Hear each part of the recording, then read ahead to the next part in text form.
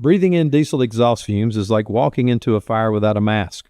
Over time, those toxins lead to cancer. Protect yourself with Magnegrip, the easiest, most reliable exhaust removal system that features a true 100% seal to eliminate diesel exhaust fumes. To get free grant assistance, visit magnegrip.com.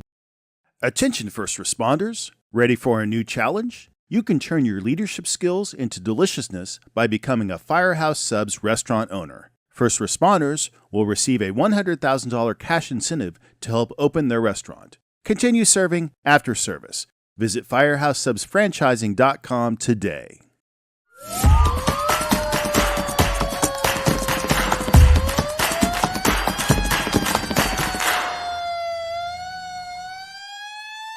Hey everybody, it's Anthony Kastros coming to you with my good pal Brian Brush on the Command Show.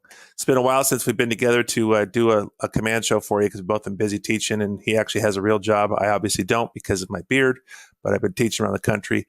We're glad to have you, and we're thankful for all of those of you who have bought our new book, Mastering Fireground Command, Calm the Chaos. It's been a tremendously humbling honor and privilege to see how many of you are buying the book.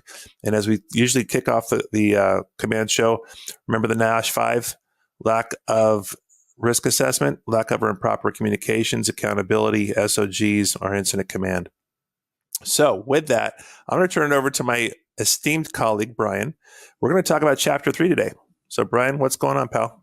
Well, things are going good, man. I'm really excited to be heading into fall. It's football season, which is always great for, analogies in the fire service and watching sports and stuff. So yeah, a really, really fun time. And then a really exciting time for us. I know you just got done with Fire Rescue West, or not, yep. Is it Fire West? Fire West. Yeah. Out in Reno. Fire Shows West, I guess, technically. Fire Shows West in Reno. If you're in the western half of the United States, or even actually we had folks there from Florida. The Miami-Dade RIC team, competition team, was there. That was huge.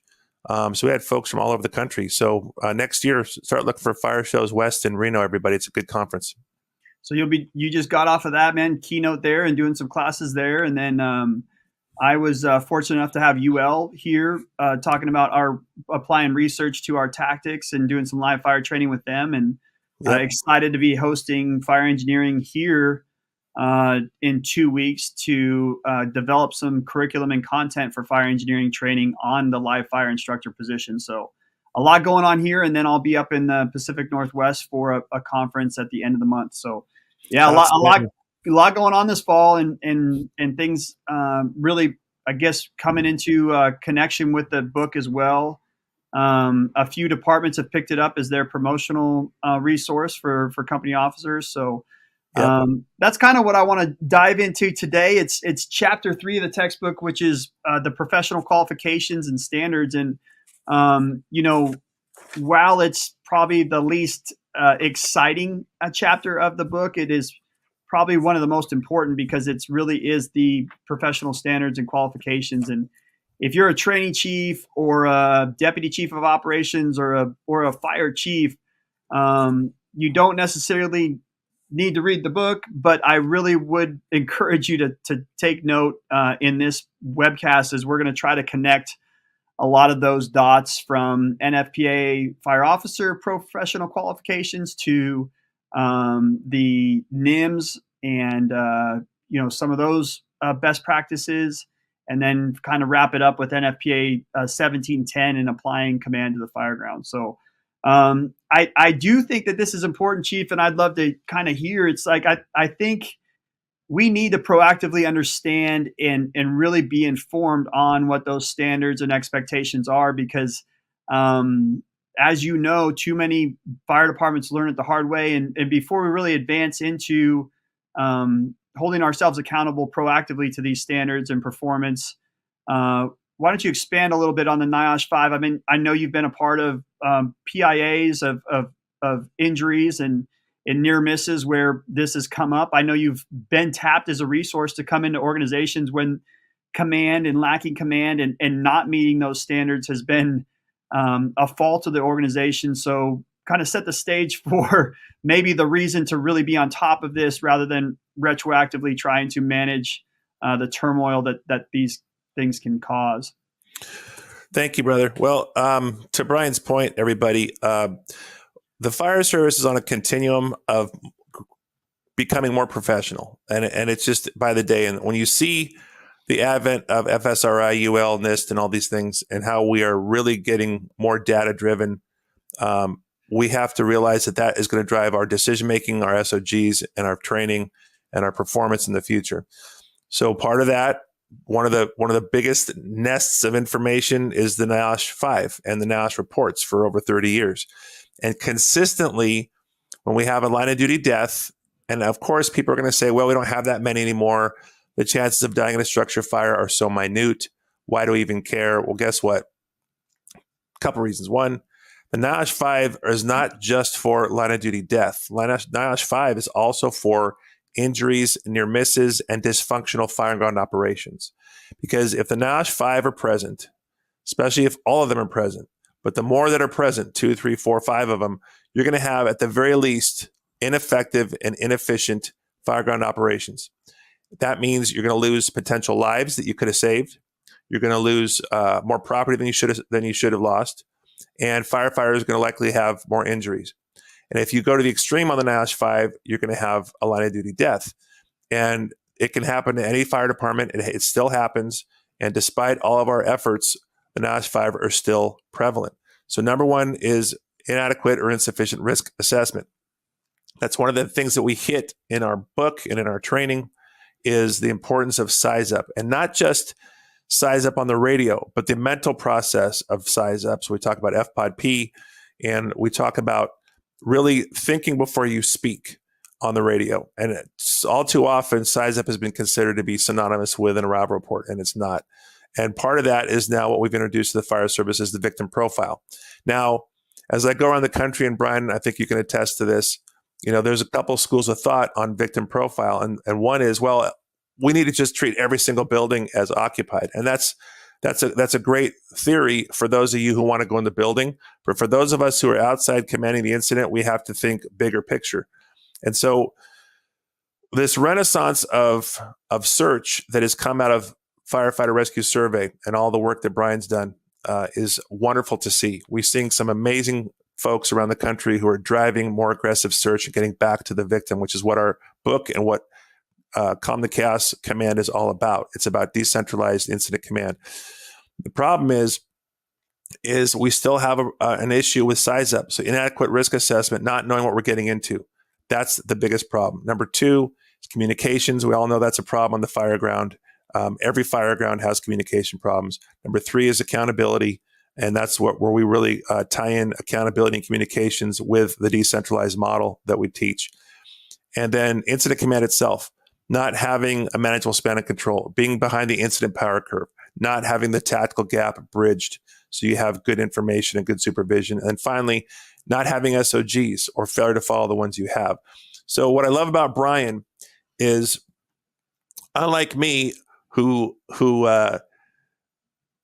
looks at the standards that are out there and looks at things like NIST or NIOSH standards, but also FESHI standards, OSHA standards, NFPA standards, and the like. I'll look at it and I'll get a general sense. Brian dives deep and he gets really into it. And the beautiful thing about this crazy knucklehead is why I love him so much, besides his good looks, is the fact that he really is able to take this technical data and present it in a way that's very usable for knuckle draggers like me, who want to be able to have tools in our toolbox to make good decisions, to have a more safe, effective, and efficient fireground, to make more saves and have our troops come home at the same time. So what I love about this chapter 3, is that Brian does an amazing job of taking the standards and helps break them down into a digestible format for knuckle draggers, for those who kind of wing it, go by the seat of our pants. He's just really good at speaking both languages. So with that, Brian, kick us off on chapter 3. Well, I guess, it's kind of funny you set it up that way. It's perfect. I guess when it comes to this part of the process, I'm filling the technical gap, so that's, the tactical gap on the fireground, but the technical gap between the textbooks and these standards and your training division. And man, I'm a training chief. I've been a training officer, and I've seen that.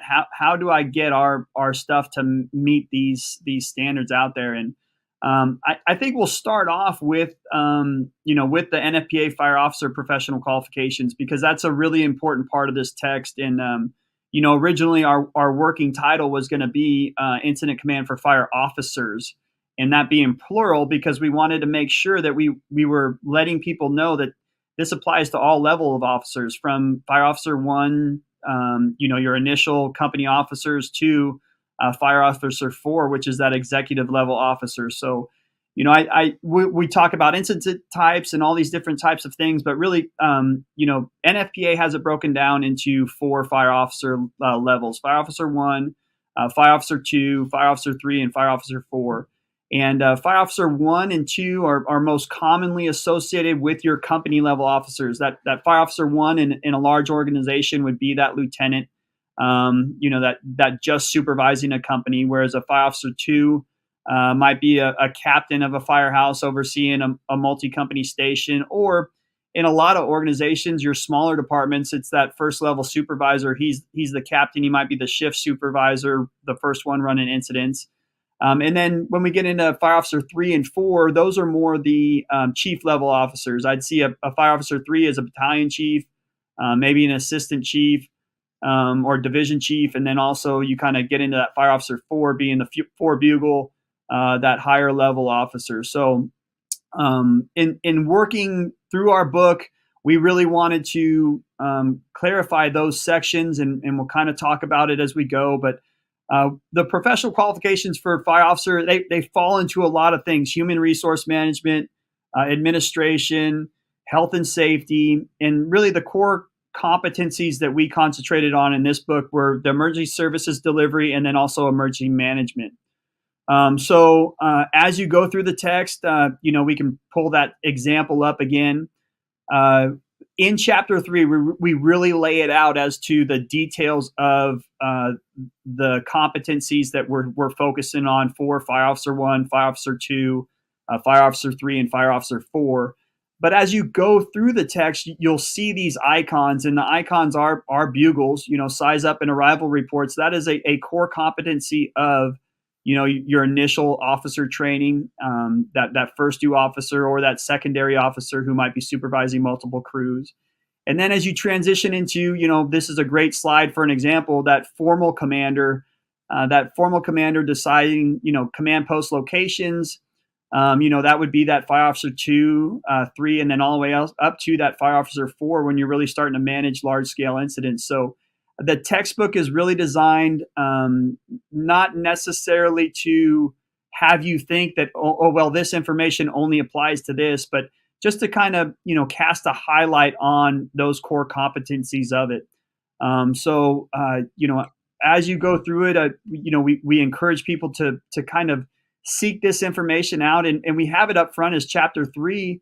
Really to set the stage for it, so that as you're guiding your department through, some states have continuing education components for fire officers. It's a great opportunity to, prescribe sections for your officers to get that continuing education, assigning a chapter a month for 12 months or something like that. You're able to maintain that time, but or even promotional practices. You may apply this to a lieutenant's test or something like that, and you really want to focus on certain parts of the curriculum. So we structured the text that way. And I know, Chief, you already kind of heard some feedback this last week at a conference about how this is designed. And I was really excited about setting it up this way, and I'm hoping that it provides people a new way of kind of managing and filling that technical gap between, what's critical to my role and what should I really be focusing on? Absolutely. Being in Reno, I taught the 4-hour awareness level of mastering Fireground Command, Calm the Chaos. And both in the class and afterwards, people were coming up to me with a book, and they particularly were highlighting these icons. And man, this is so great. I know if I'm thumbing through the book that I should really pay attention to these key points based on my rank currently.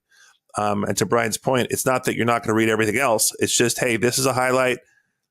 pay particular attention to this when it comes to professional standards related to your rank and the job requirements and the KSAs in this particular area. So love it. So that's why we did it. And it's not very different. And Chief, you can phase out of that if you want. It's not a whole lot different than, your IFSTA fire officer textbook, where, chapters 1 through 10 are fire officer 1 and 2 or whatever, and or fire officer 1, and then the later chapters 12 through 14 would be applying to that fire officer 2. Yeah. But rather than segregate the book, there is a ton of overlap, and it's very important that everybody gets a lot of this information. So we wanted to kind of break things out. Whereas, I will say though that the later chapters, the unified command, the higher level incidents, that is emergency management.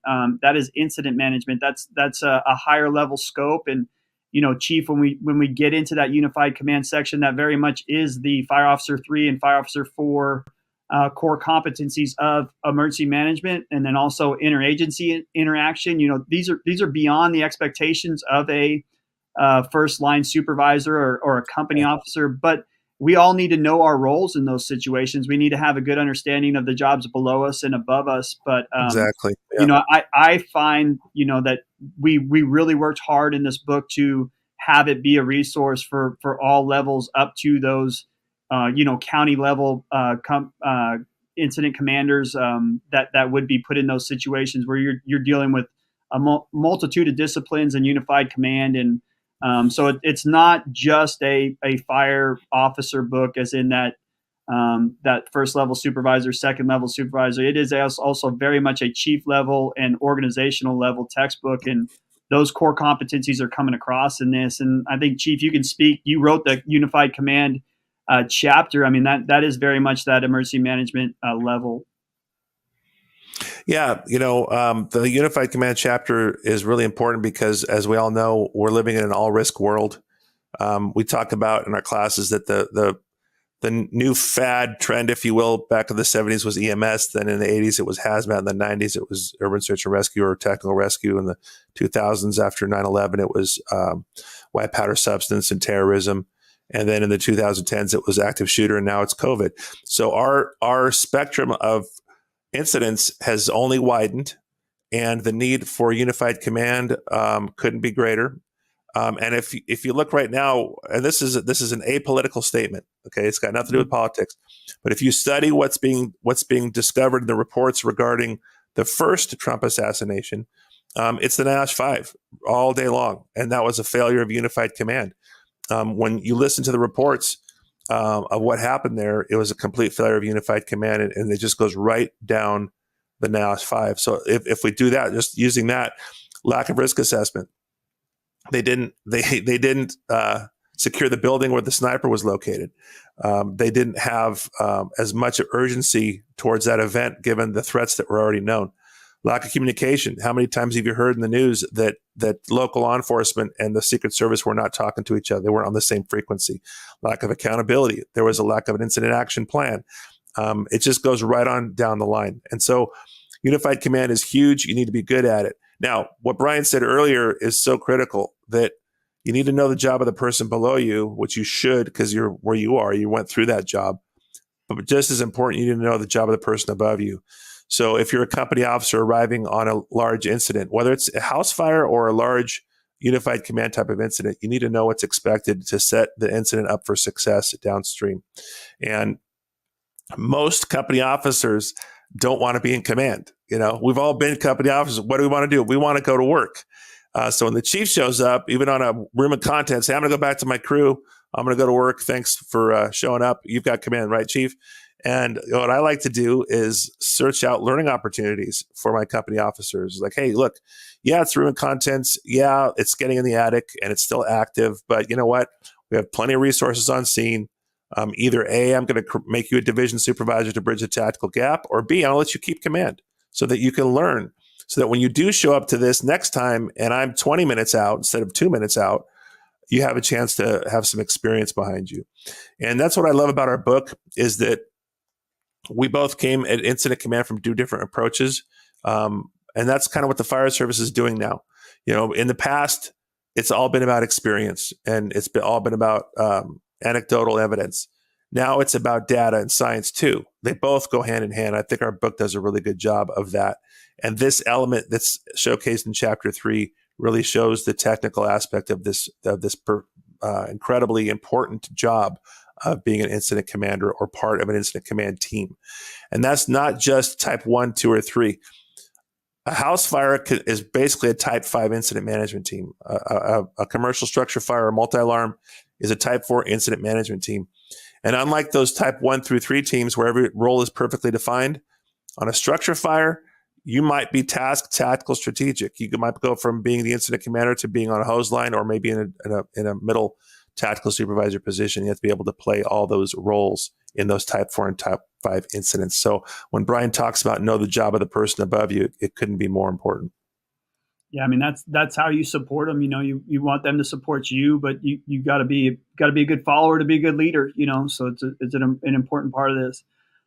So we kind of talked and outlined the professional qualifications for fire officer, and that's where certifications are based. But another big part of this is education. Education is taking off in the fire service. Thankfully, as Chief Kastros said, the level of professionalism is only increasing on the day. So while your organization may be giving you certification, a lot of our fire officers, as they are promoting, are seeking out more education, be it through a community college or a Columbia Southern or some other institution, getting a bachelor's degree or an advanced degree. So one thing I also wanted to fold into this book was the FESHE curriculum. And if you're not familiar with it, it's the Fire and Emergency Services Higher Education designation for these classes. So this is kind of the lesson plan and the outline for these courses that are offered through these colleges. The colleges don't just develop a curriculum. They take the foundation, the core curriculum guidance from FESHE, and they develop a class off of it. And that's where they get that kind of validation and that accreditation for the programs that they're offering. So when we look at the FESHE list of courses, and you can find them on through the United States Fire Administration, one of the ones that I really focused on was the strategy and tactics class. And this is probably the most commonly sought out educational program or academic program for those company level officers, and even your command level officers, and that's the strategy and tactics program at the associates level. So I took the FESHE curriculum and took our book, and I made sure that we concentrated in those areas.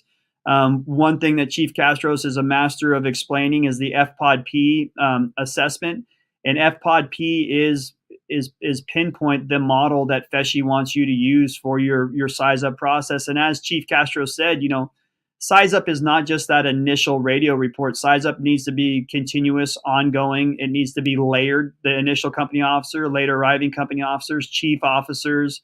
It needs to be continuous and layered, and those pieces of the FPOD-P are constantly evolving. So, I worked on this.